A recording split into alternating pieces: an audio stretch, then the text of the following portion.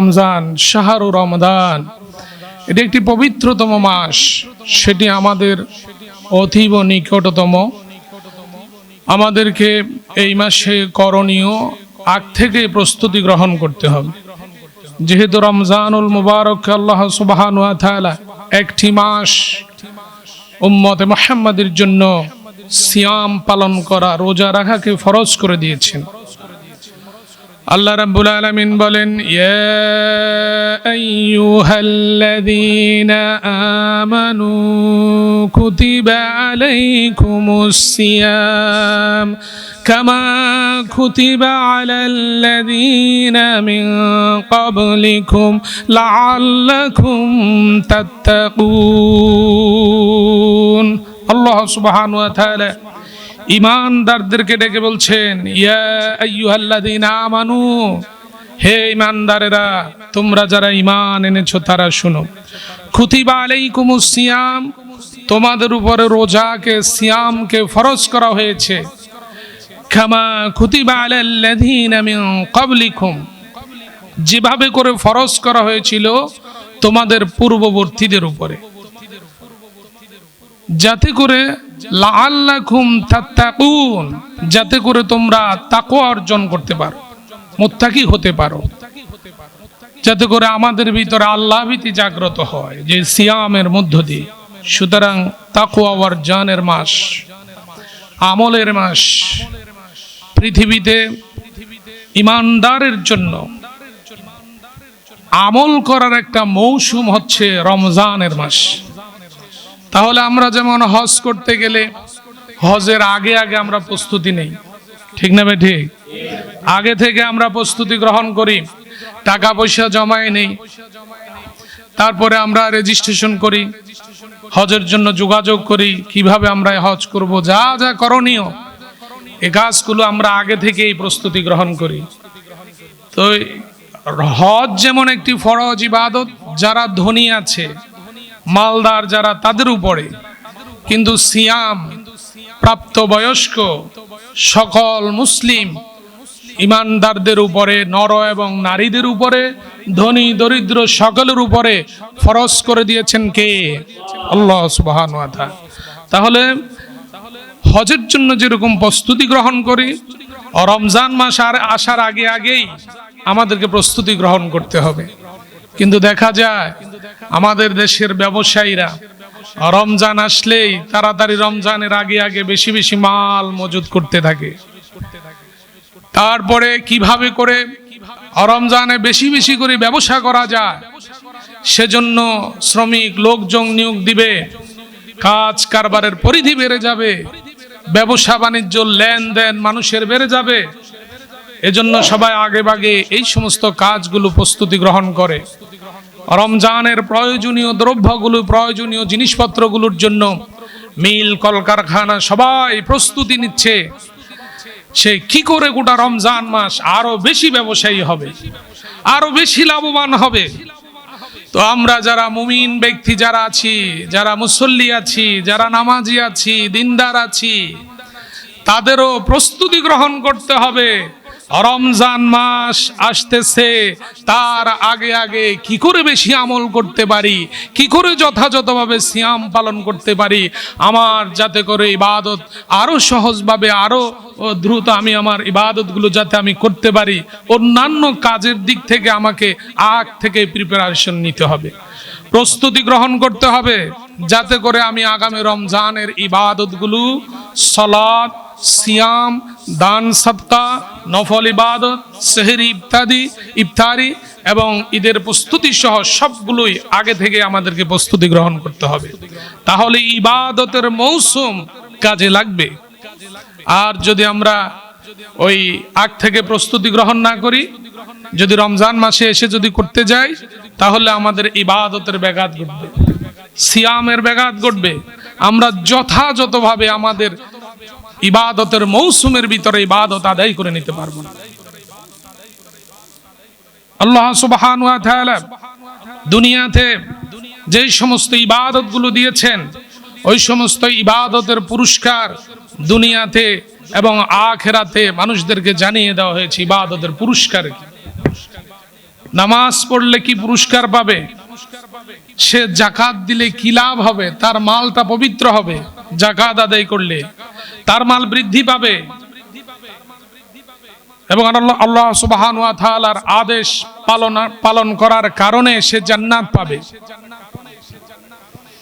তো রমজানুল মুবারকের পুরস্কার কি? আল্লাহ রাসূল সাল্লাল্লাহু আলাইহি ওয়াসাল্লাম বলেন, قال الله تعالى الصيام لي وانا اجزي به। রোজা সিয়াম আমার জন্য। হাদিসে কুদসির ভিতরে রাসূলুল্লাহ সাল্লাল্লাহু আলাইহি ওয়াসাল্লাম বলছেন যে রোজা আমার জন্য আর আমি নিজেই রোজার প্রতিদান। বলুন সুবহানাল্লাহি বিহামদি। রোজার প্রতিদান দিবেন কে? আল্লাহ স্বয়ং রোজার প্রতিদান। যে রব্বুল আলামিন, যিনি এমন একটি ইবাদতের পুরস্কারের কথা বলেছেন, পৃথিবীর সমস্ত পুরস্কারগুলো আল্লাহ অন্যান্য ইবাদতের বিনিময়ে দিবেন, পুরস্কার দিবেন, জান্নাত দিবেন, মাল যাকাত দিলে মাল বৃদ্ধি করে দিবেন, মালকে পবিত্র করে দিবেন। আর সিয়ামের পুরস্কার আল্লাহ রাব্বুল আলামিন নিজেই হয়ে যাবেন। বলুন সুবহানাল্লাহি বিহামদি। আল্লাহ নিজেই যদি পুরস্কার হয়, এই পুরস্কার মেপে শেষ করা যাবে? সুতরাং আল্লাহ সুবহানাহু ওয়া তাআলা মাসগুলোর ভিতর হচ্ছে শ্রেষ্ঠ মাস রমজানুল মুবারকের মাস, যে মাসে রহমত, মাগফিরাত, নাজাতের মাস। এই মাস অতীব সন্নিকটে, আমাদেরকে আগ থেকে প্রস্তুতি গ্রহণ করতে হবে, কারণ এটি শাহরুন আযীম, শাহরুন মুবারক। এত বড় গুরুত্বপূর্ণ একটি মাস আমাদের সন্নিকটে, আমাদেরকে আগ থেকে প্রস্তুতি গ্রহণ করতে হবে। এই জন্যই এই শাবান মাসে রাসূলুল্লাহ সাল্লাল্লাহু আলাইহি ওয়াসাল্লাম বেশি বেশি শাবান মাসের হিসাব রাখতেন এবং এই মাসে এত বেশি রোজা রাখতেন যা অন্য মাসে রাখতেন না। এই মাসের এত বেশি হিসাব করতেন যা অন্য মাসের করতেন না, কারণ এই মাসের হিসাবের মধ্য দিয়ে এর পরের যে মাসটি শুরু হয়ে যাবে, এটি হচ্ছে রমজানুল মুবারকের মাস। এই মাসটি এত মর্যাদাবান হয়েছে কেন? কারণ এই মাসের ভিতরে নাজিল হয়েছে কুরআনুল কারীম। রমজান মাসে নাজিল হয়েছে কি? কুরআনুল কারীম। শাহরু রমাদানাল্লাযী উনজিলা ফীহিল কুরআন। সেই শাহরুন, রমজান মাস এমন মাস যেই মাসে নাজিল হয়েছে কুরআনুল কারীম। কুরআনুল কারীম কি? হুদাল লিন্নাস ওয়া বাইয়িনাতিম মিনাল হুদা ওয়াল ফুরকান। এটি এমন এক কিতাব যেটি মানুষদেরকে হেদায়েতের রাস্তা বাতিয়ে দেয়, সঠিক রাস্তা বাতিয়ে দেয়। আমরা আল্লাহ সুবহানাহু ওয়া তাআলার কাছে দৈনিক 5 বার আল্লাহর কাছে আল্লাহর 5 বার প্রশংসা করি। আলহামদুলিল্লাহি রাব্বিল আলামিন। সমস্ত প্রশংসা ওই রবের জন্য যিনি বিশ্বজাহানের প্রতিপালক। আর রহমানির রহিম, যিনি রহমান, যিনি দয়ালু। মালিকি ইয়াউমিদ্দিন, যিনি বিচার দিবসের মালিক।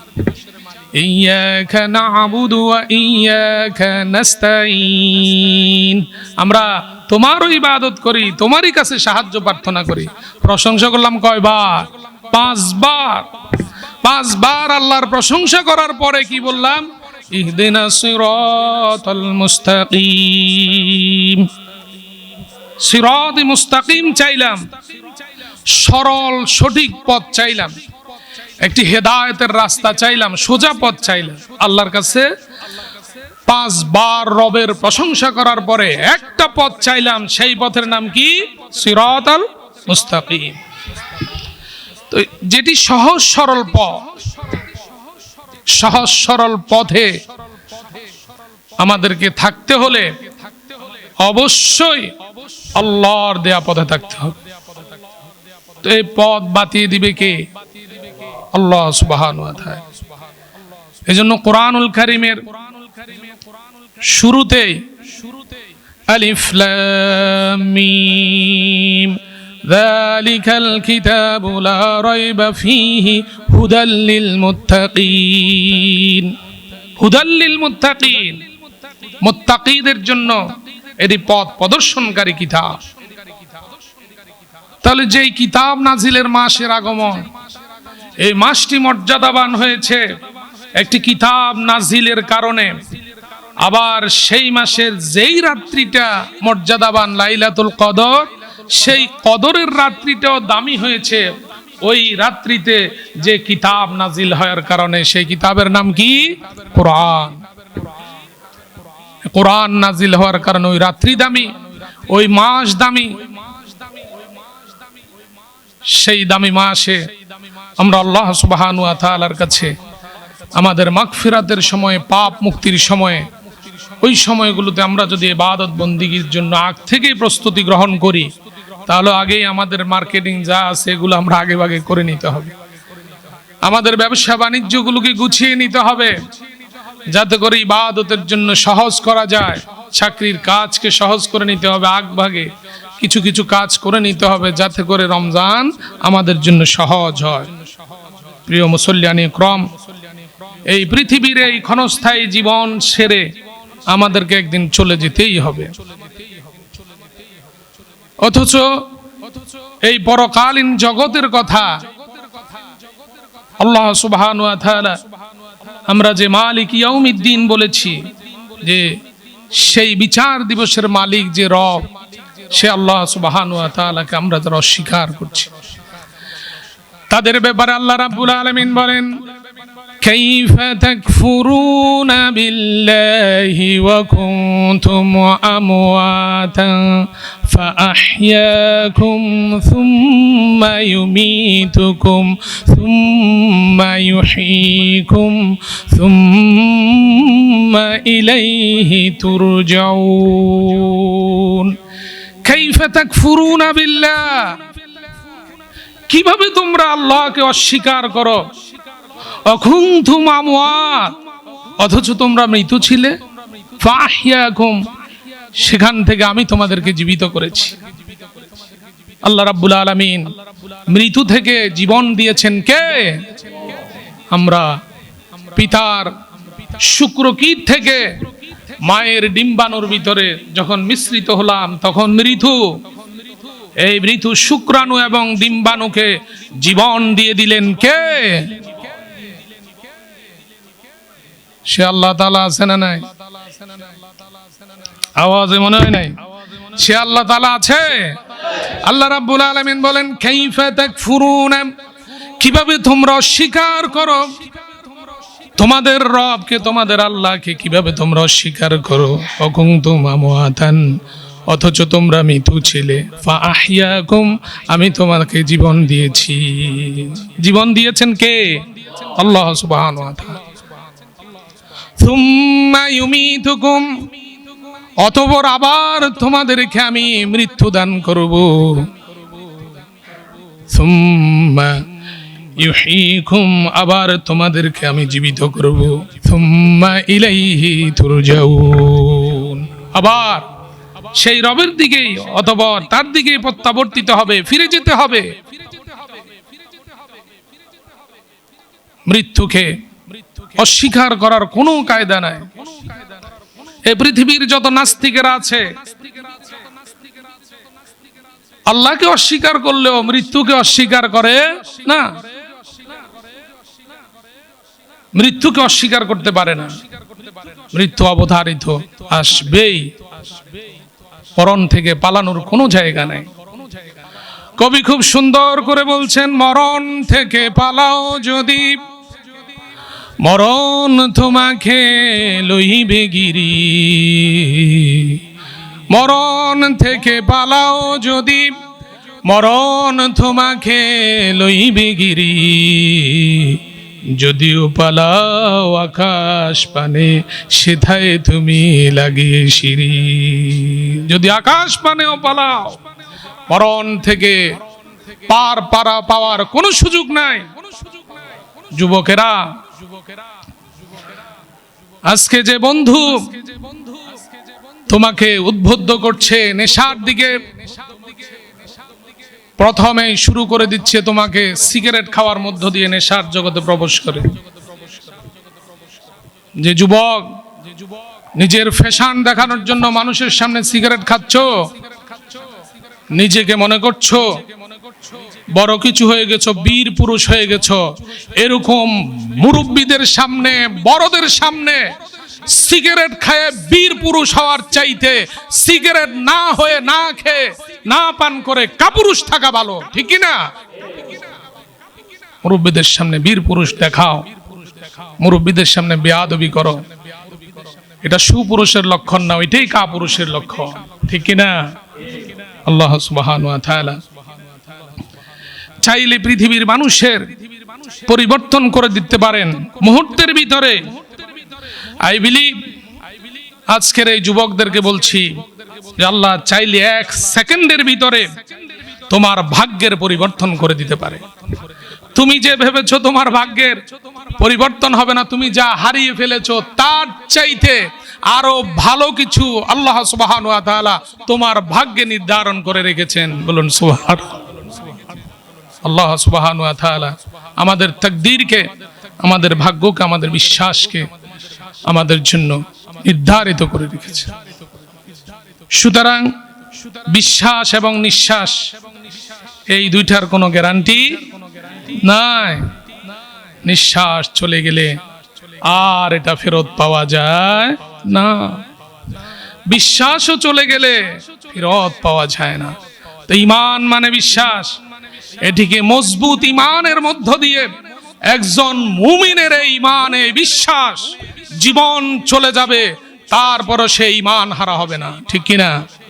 ঈমান এটিকে মজবুত করতে হবে। প্রিয় মুসল্লিয়ানে کرام, আল্লাহ সুবহানাহু ওয়া তাআলার প্রতি বিশ্বাস যদি থাকে তাহলে আমরা এই দুনিয়ার বুকে যে ইবাদত করি, আল্লাহকে মানি, আল্লাহকে স্বীকার করি, পরকালে একটা জান্নাত পাওয়ার আশা। জান্নাত এরকম কোন সুরম্য দালান যে শুধু দুনিয়াতে ইবাদত করবে এমনি এমনি পাই ফেলবে। দুনিয়াতে পরীক্ষা দিতে হবে। দুনিয়াতে কি দিতে হবে? পরীক্ষা দিতে হবে। দুনিয়ায় পরীক্ষা দিয়া দুনিয়ায় যদি পাশ করা যায় তাহলে দুনিয়ার পরীক্ষার পাশ করার কারণে পরকালে জান্নাত। পরকালে কি? জান্নাত। এই জান্নাতটা দুনিয়ায় পরীক্ষা দিতে হবে। তো আপনি শুধু আরামে আরামে তসবিহ জপে জপে জান্নাতে চলে যাবেন, দুনিয়ার বুকে কোনো পরীক্ষা দিবেন না, তা হবে না। পরীক্ষা দিতে হবে। ইমানদারদের জন্য পরীক্ষা আছে না নাই? ইমানদারের জন্য পরীক্ষা আছে না নাই? ইমানের পরীক্ষায় যারা বলিয়ান থাকবে, ইমানের পরীক্ষায় যারা সেরা হবে, তারাই পরকালে জান্নাতের লাইনে, একই লাইনে থাকবে। এখন আমরা দুনিয়াতে ফজরের নামাজে কষ্ট করে উঠে শীতের ভিতরে ওযু করে মসজিদের কাতারে শামিল হতে পারি না, তাহলে আবার মনে মনে আশা করি জান্নাতের কাতারিদের সাথে আমি লাইন ধরে জান্নাতে যাব। আছে না না? আপনি দুনিয়াতে ফজরের শুধুমাত্র একটু শীতকে উপেক্ষা করে আরামের বিছানা ছেড়ে মসজিদের কাতারে শামিল হতে পারেন না, আপনি জান্নাতের কাতারে কি করে শামিল হবে? আপনি দুনিয়ার বুকে নেককার মানুষকে, ভালো মানুষকে নেতৃত্বে বসাইতে পারেন না, আর আপনি আখিরাতে ভালো মানুষের পিছনে যাইয়া নেককারীদের সাথে, জান্নাতীদের সাথে লাইনে ধরবেন, ভাবতে পারেন? এটা কি কল্পনা করা যায়? তো দুনিয়ায় আপনার লাইন যদি ঠিক থাকে, দুনিয়ায় যদি জান্নাতীদের কাতারে আপনি শামিল থাকেন, আখিরাতেও জান্নাতের কাতারে শামিল করে দিবেন কে? প্রিয় মুসল্লিয়ানে کرام, দুনিয়াতে যদি জান্নাতি মানুষদের সাথে সম্পর্ক থাকে, আখিরাতেও জান্নাতীদের সাথে সম্পর্ক হবে। দুনিয়াতে যদি খারাপ মানুষের সাথে সম্পর্ক থাকে, আখিরাতেও খারাপ মানুষের সাথে সম্পর্ক। সুতরাং এমন একটি মাস আমাদের সন্নিকটে আল্লাহ সুবহানাহু ওয়া তাআলা আমাদের জন্য ভালো হওয়ার জন্য, মুত্তাকি হওয়ার জন্য প্রশিক্ষণ, ট্রেনিং এর মাস, ইবাদতের মৌসুম, ভালো মানুষ হওয়ার মৌসুম রমজান মাস। আর এই রমজানের প্রস্তুতি নেওয়ার মাস শাবান মাস। এই মাসে এখন প্রস্তুতি কি নিলাম?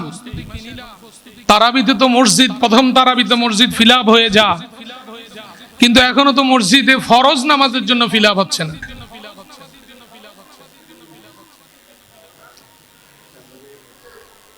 প্রিয় মুসল্লিয়ানে ইকরাম, মনে কষ্ট নিচ্ছেন? মনে কষ্ট নিচ্ছেন? আওয়াজে মনে কষ্ট নিচ্ছেন? মনে কষ্ট নিচ্ছেন? আমরা তো আপনাদের অকল্যাণ চাই না। এই পৃথিবীতে যত ডাক্তার আছে, এই ডাক্তারদের ভিতরে অধিকাংশ ডাক্তার চায় আপনি অসুস্থ হন, ওনার কাছে যান। এই পৃথিবীতে যত পুলিশ আছে, পুলিশ চায় আপনি বেআইনি কাজ করে মামলা মোকদ্দমায় জড়িয়ে গিয়ে আপনি আবার পুলিশের কাছে যান। এই পৃথিবীতে যত ইলেকট্রনিক মিস্ত্রি আছে, এই মিস্ত্রি চায় আপনার বাড়ির লাইন ডিস্টার্ব হয়ে যাক, আবার আপনি তারে ডাকেন। এই পৃথিবীর বাড়িওয়ালারা চায় আপনি জীবনেও বাড়ি না কিনেন, সারা বছর খালি ভাড়া থাকেন। এই পৃথিবীর মুসিরা চায় আপনার জুতা, নতুন জুতা ছিঁড়ে যাক, আপনি মুসির কাছে যান।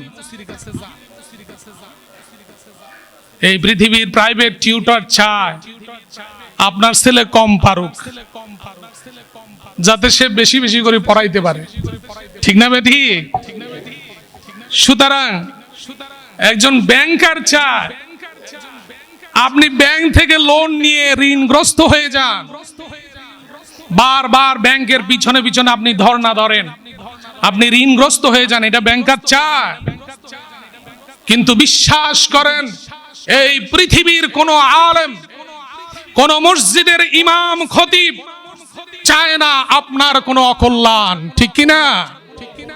এই পৃথিবীর আমরা আপনাদের জন্য চাই আপনারা ভালো মানুষ হয়ে যান, আপনারা সৎ হন, আপনি নেককার হন, আপনি গুনাহ থেকে বাঁচেন, আপনি অপরাধ থেকে বাঁচেন, পাপ থেকে বাঁচেন। এ যুবক, তুমি বুঝো না তোমাকে যেই রাস্তা, তোমাকে যে পথ আমরা দেখাই, আমরা তোমাদের অকল্যাণ চাই না, মঙ্গল চাই, কল্যাণ চাই। আমরা হেদায়েতের রাস্তা বলে দেই। পৃথিবীর ডাক্তারেরা চিকিৎসা করে আপনার দেহের রোগ জীবাণু সরানোর জন্য উনি চিকিৎসা করে, আর আমরা চিকিৎসা দেই আপনার অন্তরের চিকিৎসা দেই। আপনার নফস, আপনার অন্তর, আপনার কলবের শুধরায়। ডাক্তারেরা যদি আপনি 5 মিনিট আপনারে দেখলে ভিজিট কত দেন? কথা বলেন না? 500, 1000, 2000 আছে না নাই? জবাব দেন, আছে না নাই? তাহলে আপনি যে ডাক্তারকে চিকিৎসা করেন, ওনাকে ভিজিট দিচ্ছেন, ওনার মা বাবা ওনাকে পড়ালেখা করাইছে, ডাক্তার পর্যন্ত বানাইছে, আবার সরকারও ওকে কিন্তু বিশাল একটা অ্যামাউন্ট দিয়ে খরচ করে ডাক্তার বানাইছে। 5000 টাকা, 500 টাকা, 1000 টাকা, 2000 টাকা। 5 মিনিট দেখে, 10 মিনিট দেখে, এই মিনিটে মিনিটে টাকা নিচ্ছে। কিন্তু আমরা আপনাদেরকে যা ওয়াজ করতেছি, আপনার অন্তরের, আপনার দিলের পরিশুদ্ধতা করে দিচ্ছি। আপনার দেহটা পবিত্র হবে, মন যদি পবিত্র হয়, যে দিলটাকে আপনার পবিত্র করে দেওয়ার জন্য আমরা চিকিৎসা দিচ্ছি, এই চিকিৎসার ভিজিট আমাদেরকে যথাযথ দেন। আর আমরাও কি নেই? এটার কোনো বিনিময় এই দুনিয়াতে না, এটার বিনিময় কোথায়? আখিরাতে। প্রিয় মুসল্লিয়ানে ইকরাম, সেজন্যই বলছি, এই পৃথিবীতে যতটুকু সত্য, ন্যায়, ইনসাফ, নৈতিকতা, ভদ্রতা, মাধুর্যতা, মিল, মহব্বত, নেক আমল, পৃথিবীতে যা কিছু আছে কেবলমাত্র এই ধর্মের, ইসলামের প্রচার এবং প্রসারের কারণেই আছে। সুতরাং পৃথিবী থেকে অন্যায়, অবিচার, অসৎ, অপরাধ, পাপ এগুলো দূরীভূত করার জন্য আমাদের ইমানদারদেরকে অবশ্যই অগ্রণী ভূমিকা রাখতে হবে।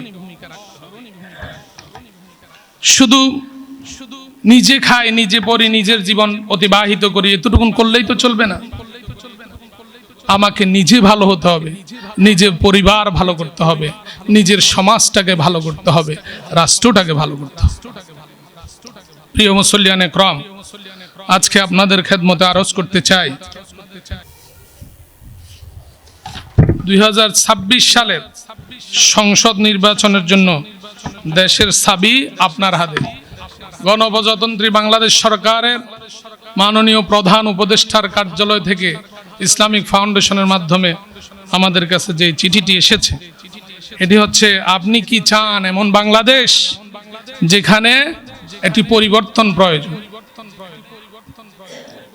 এখানে বাংলাদেশের নিবন্ধিত সকল রাজনৈতিক দলের মতামত নিয়ে দীর্ঘদিন সরকারি খরচে বৈঠক করে এই সিদ্ধান্তে উপনীত হয়েছে যে এই বিষয়গুলোতে দলগুলো সবাই একমত।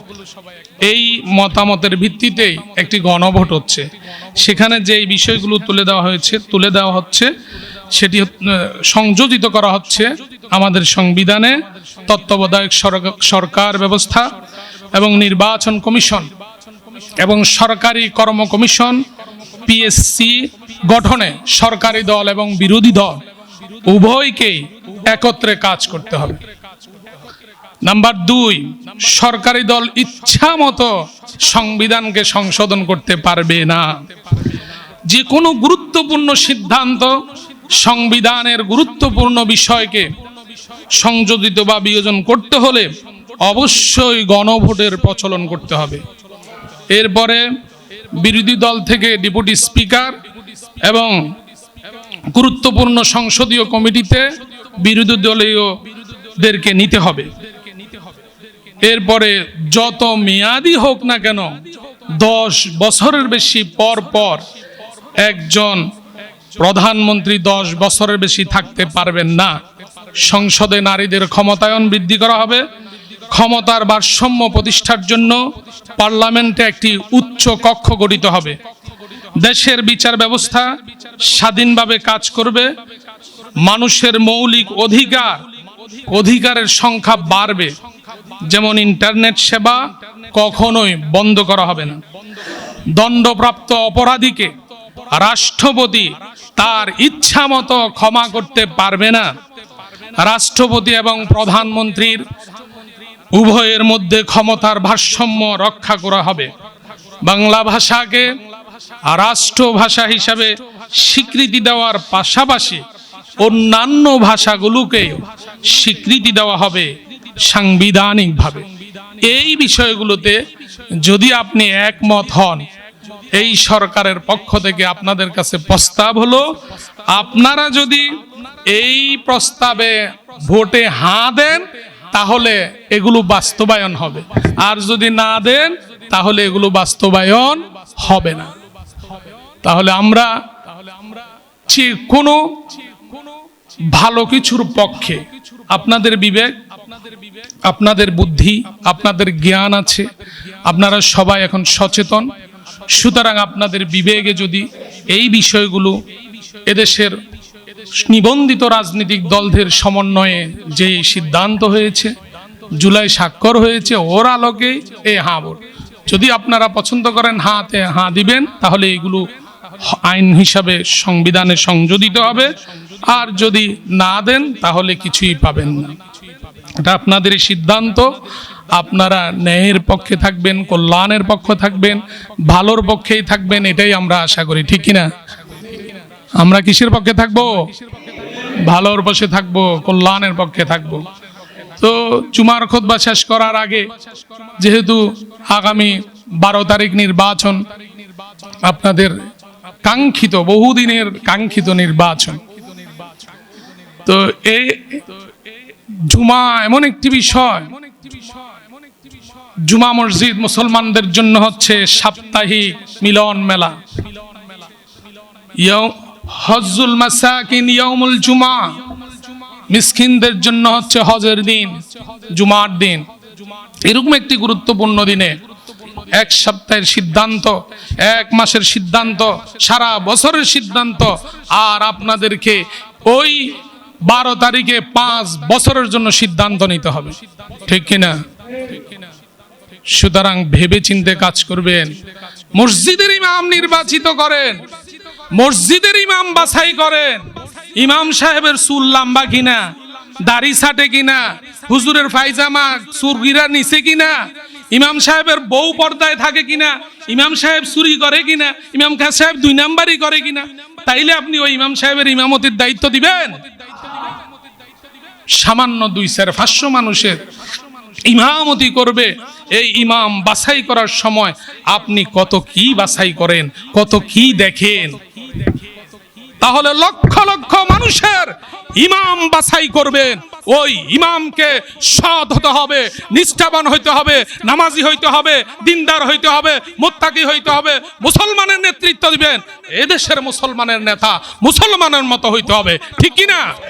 কোন দুর্নীতিবাজ, কোন বিপদগ্রস্ত, বিপদগামী কোন অপরাধীকে পশ্চিম কালেও সমর্থন দিবেন, কিয়ামতের ময়দানে আল্লাহর কাছে জবাবদিহি করতে হবে।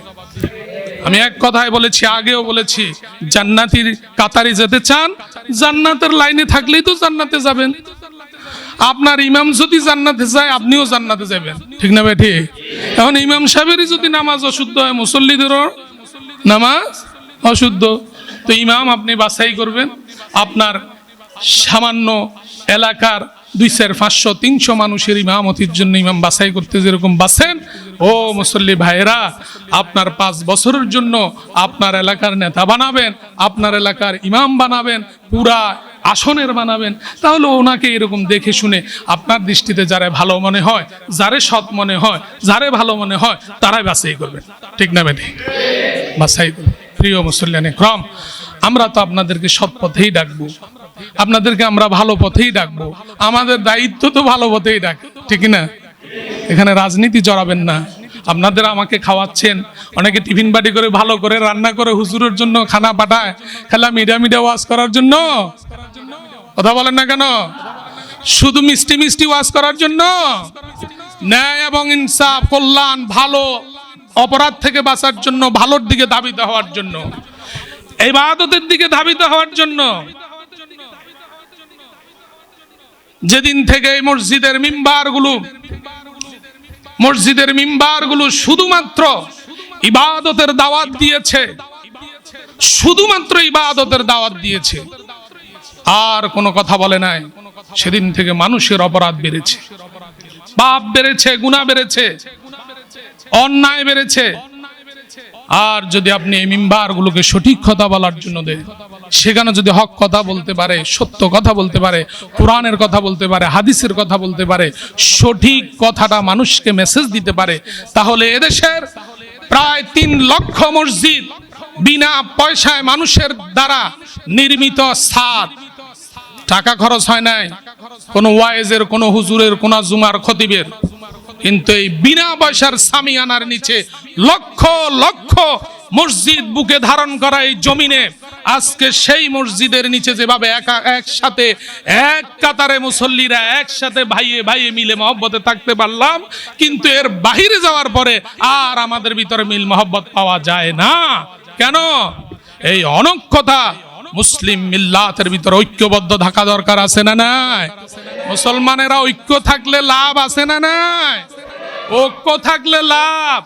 আর যদি আপনি অনৈক্য হন, বিভেদ সৃষ্টি করেন, দলাদলি করেন, গ্রুপিং করেন, তাহলে লস কার? আপনার আর আমার।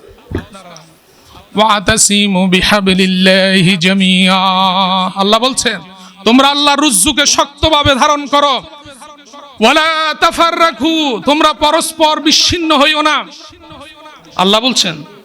আল্লাহ যদি বলতেন যে ওয়াতাসিমু বিহাবলিল্লাহি জামিআ, তোমরা আল্লাহর রুজ্জুকে শক্তভাবে ধারণ করো, অর্থাৎ ব্যাখ্যা এসেছে কোরআন এবং হাদিসকে শক্তভাবে ধারণ, তো হইছে তো ফরজ, তো আল্লাহ আদেশ করেছেন, এইটা মান্য করতে আর কোনো বাধা আছে? আওয়াজে মনে হয় বাধা আছে। আর কোনো বাধা আছে? আল্লাহ বলছেন যে তোমরা আল্লাহর রুজ্জুকে শক্তভাবে ধারণ করো। এর পরেও আবার মজবুত করে বলছেন ওয়ালা তাফাররাকু, তোমরা পরস্পরে বিচ্ছিন্ন হইও না। এখন এইখানে একই কাতারে নামাজ পড়লাম, একসাথে একত্রিত হলাম, একসাথে গায়ে গায়ে লেগে দাঁড়ালাম, কাঁধে কাঁধ মিলিয়ে দাঁড়ালাম, কিন্তু বাহিরে গিয়ে ঘরে গিয়ে পিতায় পুত্রে মিল নাই, ভাইয়ে ভাইয়ে মিল নাই, সমাজে ভাই প্রতিবেশী মিল নাই, দলে দলে মিল নাই, হানাহানি মারামারি। অন্য দেশের মানুষ এসে করে নাকি এখানে? আমরাই তো, আমাদের দেশের মানুষ আমরাই তো। তাহলে আমাদেরকে এই অনৈক্যতা লাভ না ক্ষতি? লাভ না ক্ষতি?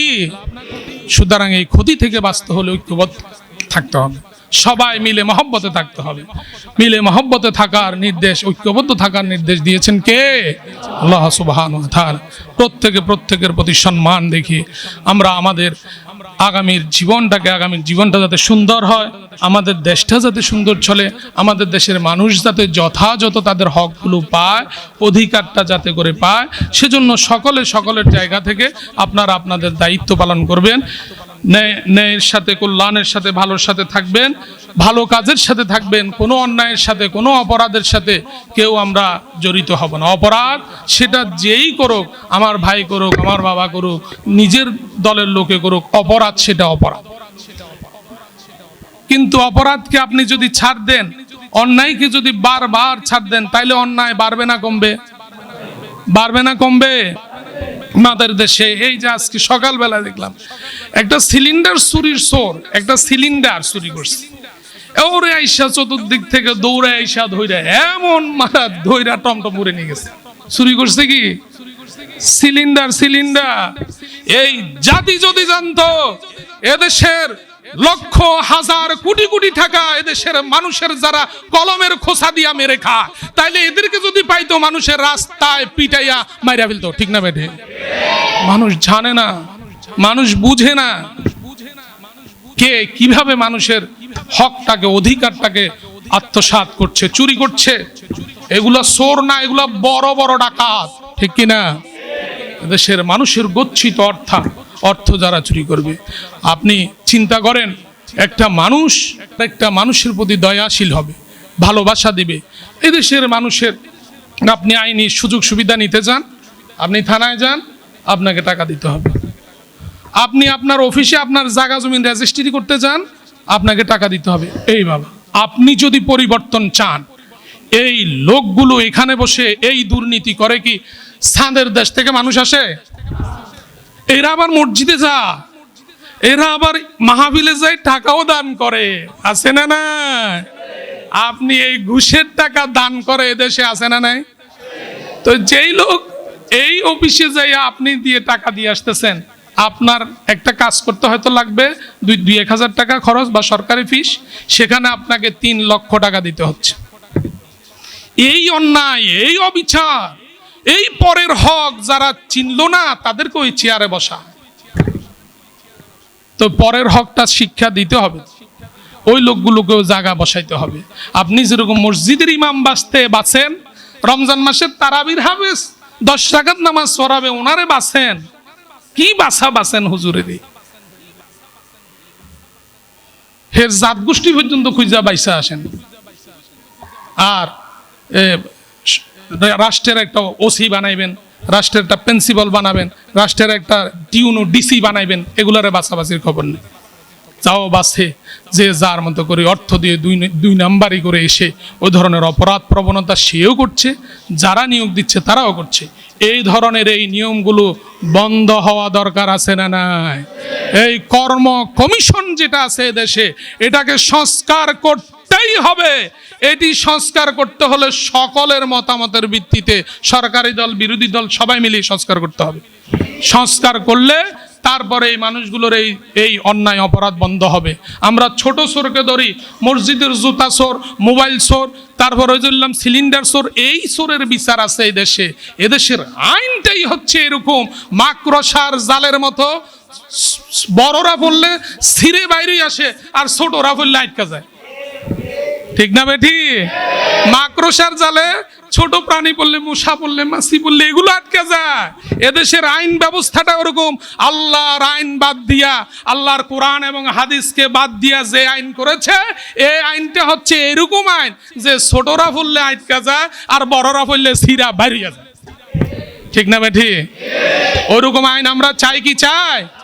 আমরা চাই যে আইন আল্লাহ আমাদেরকে দিয়েছে। আপনি এই মসজিদে এসেছেন, এক কাতারে দাঁড়িয়েছেন, কোনো আওয়াজ নাই, সবাই সুন্দর করে আল্লাহর আদেশ মাইনা নামাজ পড়ছেন, আল্লাহর হুকুম মানছেন। এখানে শান্তি আছে না নাই? যে কোরআন শুনে নেই, কোরআনের ভিতর শান্তি আছে না নাই? তো যেই কোরআন শুনলে শান্তি, পড়লে শান্তি, নামাজ পড়লে শান্তি, আর ওই কোরআন দিয়া আপনার পরিবার চললে শান্তি আছে না নাই? আপনার সমাজ চললে শান্তি আছে না নাই? আপনার রাষ্ট্র চললে শান্তি আছে না নাই? আপনি সৌদি আরবে যায় দেখেন, ওইখান থেকে হজ করে আসার সময় আপনি নিয়ে আসেন তসবি, আপনি জায়নামাজ নিয়ে আসেন। এখান থেকে আসার সময় বড় বড় এমপি সাহেব, মন্ত্রী সাহেব, আপনি আসার সময় ওই দেশের ওই আইনটা আনতে পারেন না, যেই আইনের কারণে ওইখানে দোকান খুইলা মানুষ নামাজ পড়তে যায়। ওই আইনটা আনতে পারেন না ওইখান থেকে, যে আইনের কারণে সে দেশে চোর চুরি করলে হাতের আগা টাকাটা দেয়। এবার এই কথা বললে আপনারা বলবেন যে এটা মানে খুব বেশি কঠিন শাস্তি হবে। আরে আরো বেশি কঠিন শাস্তি এদেশের আইন। আপনি একটা চোরকে ধরে বছরের পর বছর জেলে রেখা দিচ্ছেন, ওর পরিবার কিভাবে চলছে খবর নাই, কিন্তু চোরের হাত কাটা দিয়ে এরপরে বাইর করে দেয়। মানুষও দেখবে চুরি করছে দেখা এই কাজ করছে, এরপরে সে রুজি রোজগার করে খাইতে পারবে তো? ইসলাম তো এর চেয়ে কঠিন কিছু না, সহজ। ইসলাম মানলে সোজা, না মানলে কঠিন। মানলে সোজা, না মানলে কঠিন। আমি আগে উদাহরণ দিয়েছি, ওই যে হজের সৌদি আরব গেছে, নামাজ না পড়া, জামাতের টাইমে নামাজ না পড়া ড্রামের ভিতরে ঢুকছে। ওখানে তো নামাজ পড়া লাগে। এখন ড্রামের ভিতরে ঢুকছে, আরেকজন সুন্দর করে ওজুদাস করে মসজিদে এসি রুমে গেছে, সুন্দর করে নামাজ পড়ি, দিলটাও ভালো, শরীরটাও ভালো, ঘামাইটা মানে ফ্রেশ, মনও ফ্রেশ, দেহও ফ্রেশ। ঠিক না বেঠিক? আর ওই যে ড্রামের ভিতর তো একবারে ভিজা বুড়া ঘামে শেষ অবস্থা, বাইরে এসছে, নামাজ শেষে আসছে, কিরে দোস্ত তোর এই অবস্থা কেন? তুই যে ভিজে টিজে গরমে ঘামে সবশেষ কায় রে? এই যে আমি নামাজ পড়তে যাই না, ড্রামের ভিতর ফলাইছি। পুলিশের তুন বাঁচার জন্য কোথায় ছিল? ড্রামে ছিল। তো আরাম না হারাম?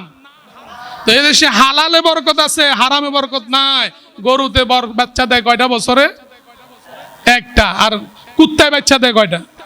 তো কুকুরে এত বাচ্চা দেয়, তাহলে এই কুকুরের বাচ্চা যদি সব বাচ্চা থাকতো, আপনি রাস্তায় হাঁটতে পারতেন? আর গরু প্রতিদিন জবাই করে, কোরবানিতে জবাই করে, প্রতিদিন জবাই করে, এরপরেও গরু শট খায় না। এই বরকত দিয়ে দিয়েছেন কে? হালাল কামাইয়ের ভিতরে বরকত দিয়েছেন কে? কিয়ামতের ময়দানে বুকে সাহস নিয়ে এখন থেকে বলতে পারবেন যে আমি জান্নাতীদের কাতারে আমি থাকতে চাই। তো জান্নাতীর কাতারে থাকতে হলে জান্নাতি আমল আপনার ভিতরে থাকতে হবে। আপনি জান্নাতি আমল এখন থেকে করা শুরু করেন, আগামী রমজানে প্রস্তুতি গ্রহণ করেন। আগামী রমজানের জন্য এখন থেকে আপনি আমল পরিবর্তন করেন। যা হয়েছে পিছনে, আর অপরাধ করব না, আর গুনাহ করব না। এখন থেকে আগামী রমজানের জন্য প্রস্তুতি নেই আমরা সকলে, তাহলে আমরাও জান্নাতি কাতারে শামিল হব। আমাদের দিলের ভিতরে আশা থাকতে হবে, বিশ্বাস থাকতে হবে, আমিও সেই পরকালে জান্নাতীদের কাতারে থাকবো বলি ইনশাআল্লাহ।